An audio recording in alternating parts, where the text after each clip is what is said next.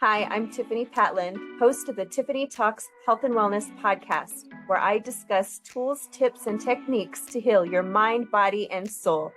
I am on a godly mission to heal the world.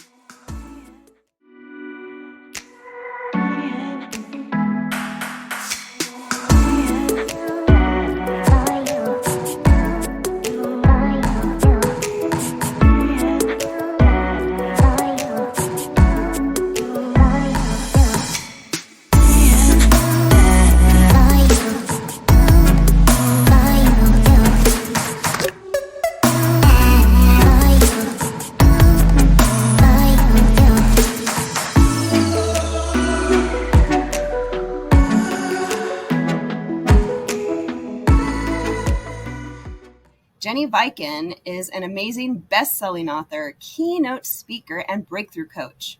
Through her own personal experience and transformation, Jenni has overcome self-limiting beliefs and come to experience self-worth and self-love. Let's bring on Jenni. Hi, Jenni. I'm so happy. Well, thank you, Tiffani. I'm so excited to be here. So how you doing today? I'm good. Really good. Good. So glad to hear that. So I just want to get right into it. And I want everybody to know what inspired you to write this amazing book, Choosing Healthy Relationships. Yeah, so just a little bit of a backstory. I had been in unhealthy relationships for a lot of my life. I was feeling unworthy and looked for validation and value in other people. So in any relationship, I was dependent on them and how they thought of me, to the point where I got married and I was in an unhealthy, abusive relationship for many years. And, I thought that it was my fault. I thought that I was the one that was in the wrong, that I felt isolated and alone. And I felt shame and guilt. And, it wasn't until someone almost nonchalantly that I didn't know very well said, this doesn't seem right. And, other people had said that in the past, but for some reason, this time it wasn't much, but it was like everything I needed to make, to realize that this isn't right. And I began to do one thing better every day. I learned to value and love myself. I learned what abuse was. A lot of times we don't know we're in these unhealthy relationships and we don't even know it. And so I spent a lot of time doing the research on what is abuse, kind of preparing myself for the next time, because I didn't realize that, we attract the relationships we think we deserve. And by loving ourselves first, we're in control of those, those that love us, right? So we attract those relationships. And so I did all that work, and then I realized that I was kind of on the wrong path. I was realizing I'm preparing myself, with all this information, but I wasn't making any changes for myself. I wasn't changing myself. I didn't love myself. I still felt unworthy. And a lot of times we don't even see that. We don't know that. So then I kind of made a pivot to really work on myself, do one thing better, to do self-development, therapy, counselors, coaches, just a lot of personal development, and just really, it was really important for me to have a relationship with God and have a relationship with Jesus. And that was like really one of the things that really, also played a factor in this. So I got out of that relationship. I worked on myself, and now I have a fabulous relationship with myself and with others. I got married. I have a wonderful husband. My kids and I have a great relationship, and everything was really good, but then something was just tugging at my heart to help other people with this. And I made a declaration that I kind of wanted to write a book. And when you make a declaration and put something out there, you have to be careful, because what you get back. So all of a sudden God started providing all of these resources for me, making it very clear that this the path I needed to go down. I needed to help women understand what abuse is. And instead of taking all of these years to figure that out for myself, I could help women, do that within months, right? And so that was my passion for my book. I was writing it last year in 2020, and COVID hit, and then all of a sudden the numbers that I was hearing of the domestic violence hotline and domestic violence calls were tripling and doubling. And I knew like this was something that I really needed to get out there and get that message out there, that you don't need to be isolated and alone with someone who's hurting you, and you have choices. And here are the choices that you have, and here's the choices that you can make. And when you make these choices, you can live. You don't have to be isolated. You don't have to feel alone. You don't have to feel unworthy. You can live the independent life that you were created for. And so the more I spoke up about this, the more vulnerable I got with my story. It gave other women permission to talk about their stories, to reach out, to really start talking about the hard things. And so that just gave me even more passion to move forward with the book and get it out. And, just every time I would, feel like I don't want to get up in the morning, or this book isn't for me, why am I doing this? Putting in the work towards the book, God would show me the women that are waiting, and he would literally show me them. They would reach out to me and say, I am in an unhealthy relationship. I would look on their profile and see their little babies and see their eyes, and just know like I can't stop. I can't go back and change the things for my kids and for the way they grew up. Even because as moms, we have a lot of guilt and shame for, having our kids be in unhealthy relationships. I wasn't strong enough to leave that relationship. And so I would carry that guilt and shame around. And now, I can't go back and change that, but what I can do is I can help other women understand that they have choices. Here's the choices they can make and the impact that it's going to have on their children if they don't make those choices. I think that's great, because it's true. A lot of us just don't know. And like me, growing up, there's so much that I didn't learn about being in a healthy relationship. I wish that my father could have been a better role model to show me the way a man should treat a woman, but I just simply did not have that. So to have somebody like you to be able to come and share with everybody, to give us an example of what that looks like, and your book is chock full of that information. So I love that. So I would like to ask you, what are 3 tips that you can share to help others realize that they may be in an unhealthy relationship? Yeah, and I guess I'd just like to start with the first thing I would ask, someone is are you safe, right? And the first thing is are you safe? If you're not safe, you need to get out, and you need to, find a place where you're safe. If you're in immediate danger, call 911 or the domestic violence hotline. But I think, with and I always like to start with that. But I think with abuse, we know very clearly what physical abuse is and sexual abuse.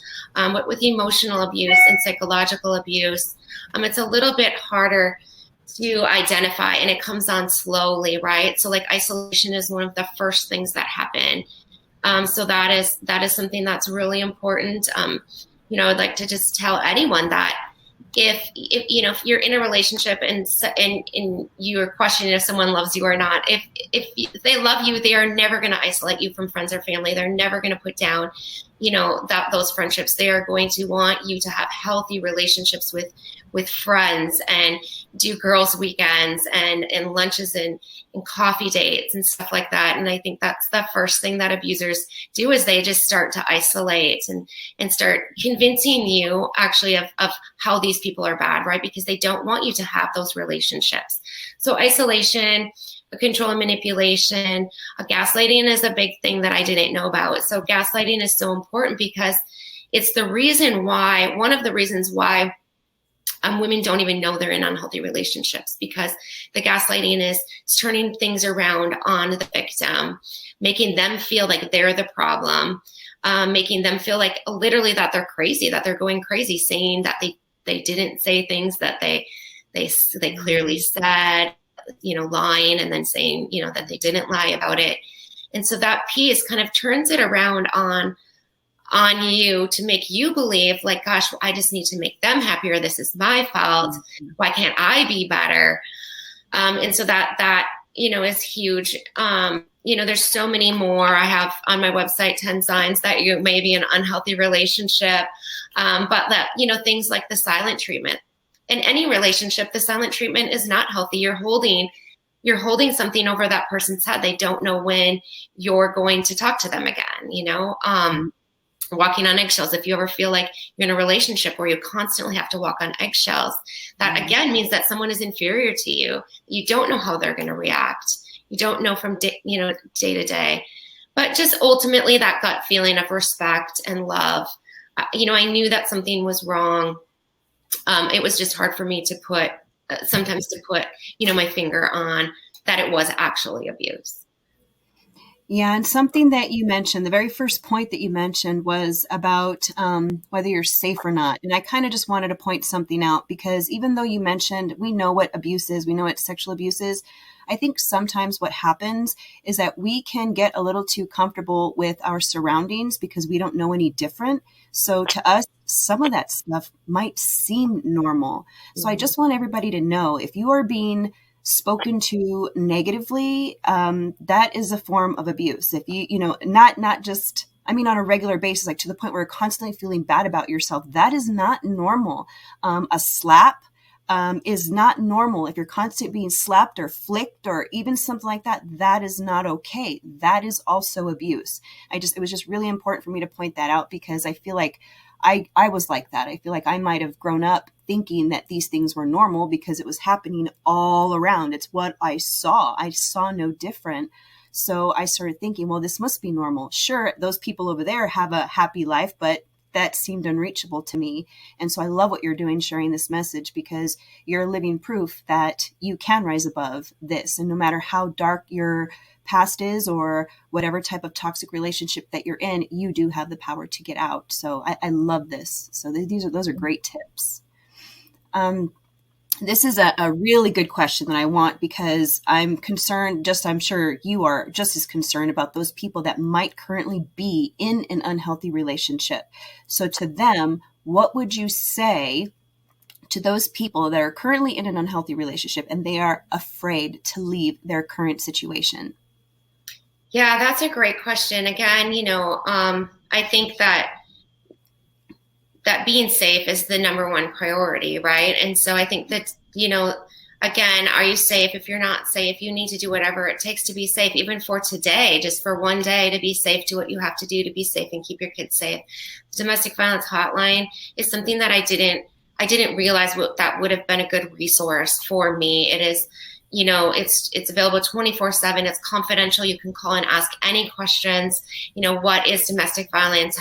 What are effects of verbal abuse on yourself or on kids? And you can call as many times as you want, and they can provide you with resources, like local resources in your area, and just ideas for your safety. Like the safety piece is the biggest thing, because when we're talking about control, a lot of times we're talking about a narcissist, and they've had control for a long period of time.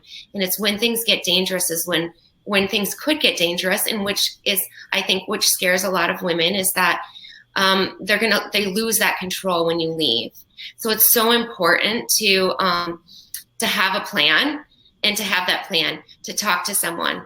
Many of us are going through this. We're not talking to anyone. I didn't tell my family that I was leaving until I had already signed a lease. It was incredible how I didn't tell anyone until I was actually leaving. And so, if I'm that person, talk to me, or if I'm not, talk to anyone. Just really start talking to someone that you feel safe, but creating a safety plan. I have a section in my book about that. Just don't, if you don't think that, someone wouldn't hurt you physically or even, be a threat to you, don't put that, that has to be an option. So to have a safety plan in place, And, what I would do, when I'm working with women is, just understanding where is the abuse in their story, where is the abuse, what does that look like, and actually calling it what it is, right? Not sugarcoating it and, waffling like this is abuse. You have choices and these are the choices that you have. And then setting boundaries. Setting boundaries is probably one of the most important things to do always, right? It's always healthy to set boundaries in any relationship, in a child, in a parenting relationship, in a workplace, right? You have those boundaries. But it's so important when you're in an abusive relationship and you're thinking about leaving, or you're going to make that step, to set those boundaries, because you have not set those boundaries in the past. And that's kind of how you've gotten to the point where you're at, is that they don't believe, that you're going to leave. And so setting the boundaries, or nothing's going to change really when you do leave if you don't have those boundaries, stick to them. And then just, making sure that you're safe. So many women say, I could never call 911 and they have all of these excuses. And again, I was there. I did the same thing. And, and it is, you have to recognize it's an excuse, and it's a very poor excuse. Like, you need to protect yourself and your kids, and, just being safe. There is an app called the Aspire app. And it is an app that looks like a news app on your phone, but when you download it, you can add emergency contacts. And so it's something that if you can't, if you're in a situation where you can't physically call 911, if you're in a confrontation or whatever with this person, you can double click on this app and it will send a message to your emergency contacts. And then, making sure that a lot of people have these people have your location. And I'm not saying this to scare anyone, because I know that's the scary part is the leaving and what could happen. You have to think of how your life could be once you leave. You were created to not feel unworthy. You were created to be independent and live that independent life, healthy life, to be the role model that you want to be for your kids, to feel peace and to feel love. And so that's on the other side of this, this thing that you might think that is really scary. Yeah, that's all good stuff. I love it. And it's true. I think I've been that way too. You're afraid to leave. Why? Because you're just so scared of the unknown. A big one is money. I don't have any money. What would you say to them, those people that are saying, well, I can't leave, I have no money? Again, and I don't mean to say this disrespectfully, because I think back when I was in this situation, if someone said this to me, I'd be like, no, you don't get it. Right. But really, truly, money and anything is an excuse, right? It's an excuse if you have to leave and you have to get your kids and sleep in your car, or figure that out. I know I had to cash in some 401k. I had to really talk to the landlords, and I wasn't qualifying for any additional housing or anything like that, because I already had a full household and we were already in debt. But just really finding people in your life that you could borrow money from, that you could maybe start saving money somehow in advance to this, so that you can figure out that plan. But just don't feel like you can't sleep on someone's couch, that you can't ask for help from family members, because I think that that's the hard piece, is that you've kind of isolated yourself from friends and family, and you somehow need to get those people that you trust that can help you and get creative with ways. There's the women's shelter, of course. If you're being physically abused and you're in danger, the women's shelter is a place that you can go to, and even for a night or 2 nights, just to figure out what you can do after that, where they have programs that they can help you. So I would just say, anything that you're telling yourself why you can't stay, just think of it as an excuse, and just really truly think about your safety. And if you do have kids, that's the most important thing. Like, you are responsible for your kids and their safety, and providing them a healthy environment is part of that. And so, I realized that every day that I didn't walk out the door, that is on me. That's on me. And that wasn't on that's this person. I could sit and blame that person. At one point I was a victim, but once I understood that this isn't right, then that's on me. Mm-hmm. That's that personal responsibility. It's on you. And even though I know fathers, should have that responsibility as well, as a mother, I feel are equipped with this amazing innate motherly instinct and power to be able to rise above anything. When it comes to your children, you will rise above and do anything. That's when the mama bear comes out, right?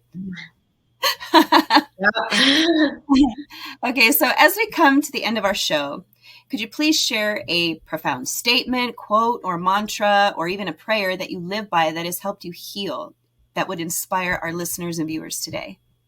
Yeah, I have so many favorite quotes. I have Brene Brown's quotes all over the place. They're very powerful to me. But I think as far as healing, when I left that relationship and I felt that I wasn't strong, that I couldn't move forward, I didn't believe in myself. My mom had bought me a sign and it had a Bible verse on it. And it's Exodus 14:14. The Lord will fight for you. You need only to be still. And I had that above my bed. And every single night I would read that because I didn't have the fight in me. I didn't have it. I wasn't strong enough. But knowing that God was strong enough to do that for me, that I could always count on him, just be still, be patient. And he's going to provide for me and keep me safe. That was really powerful for me. We've moved 3 times since then. I have it in my bedroom. I look at it every morning. And so that's something that's helped me. In addition to worship music is so powerful in healing. When you can talk about, feeling unworthy, and you can talk about fear and being scared. And so much of that is, you can overcome that by worship music, whether you're Christian or not. It's just, the lyrics just really, really pertain to people who are in, kind of tough times. Can you just repeat it one more time? Because I was in love. All I saw were hearts. I love it. I want that. I want to put it over my bed. Yeah, so it's Exodus 14:14, and it's the Lord will fight for you. You need only to be still. Oh my gosh, I love that so much, especially coming from me, who was a non-believer for so long because it just didn't make sense how God could allow all this stuff to happen to me. Oh, I don't think that way anymore. I see so much more clearly. So I agree with you with going to God, leaning on God. I agree with you with listening to worship music, something I never used to do before. And I do it every single day now. And it lifts my spirits. And that was just so beautiful. So I recommend everybody put that over their beds. Or a place where you see it the most. Mm-hmm. Be sure to buy Jenni's book, Choosing Healthy Relationships. Give it to a friend or a loved one, a coworker. You never know who you could be saving from an unhealthy relationship. And be sure to leave a review, because that helps other readers learn the value and the powerful information that's within the book. You can follow Jenni on all social media platforms and visit her website at jenniviken.com. Thank you, Jenni, so much for coming on the show. I will be seeing you on the threads. So you take care. All right. Thank you so much. Bye. Bye. Okay, everybody. Thank you, everyone, today for watching us live, for watching on replay. And as always, please invite your friends and family to like, follow, and comment below with what resonated with you and what you'd like to see more of. In closing, I just want to tell you, remember to shower yourself today with the love you never received. I'm Tiffani Patlin, signing off until the next episode. Bye.